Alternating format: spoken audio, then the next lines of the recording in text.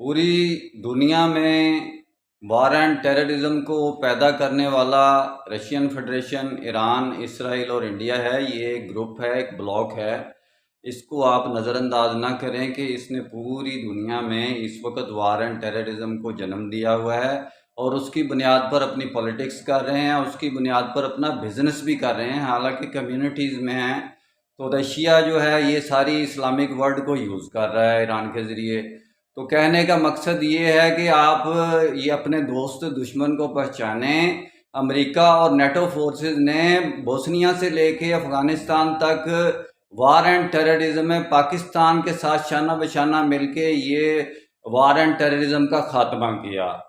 دیکھیں، یہ ہمارا دوست نکلا امریکہ کے، اس نے ہماری آپس کی لڑائیوں میں عراق ایران کی عراق کویت کی اور ان لڑائیوں میں یعنی کہ جن میں فتنہ اور فساد فی الارض پھیلا ہوا تھا، تو وہ امریکہ نے یعنی کہ آ کے اور نیٹو فورسز نے آ کے وہ سارا ختم کیا، اور ہمارے 25 لاکھ مرڈر کیمیکل ویپن کے ذریعے رشین فیڈریشن نے کیے۔ سینٹرل ایشیا سے لے کے ایران، عراق، کویت تک امریکہ کو بلانے والا رشیا، یعنی کہ وار اینڈ ٹیررزم کا ڈیٹونیٹر محرک رشیا، اسرائیل، انڈیا اور ایران ہے۔ آپ یہ اپنے لڑوے باندھ لیں، جیسے درویش کہتا ہے کہ یہ اسلام دشمن بھی ہیں، انسانیت دشمن بھی ہیں یہ چاروں ملک۔ انشاءاللہ ڈیٹیل میں بات پھر ہوگی۔ میرا کام اسلامک ورلڈ کی امن اور یونائٹی کا ہے۔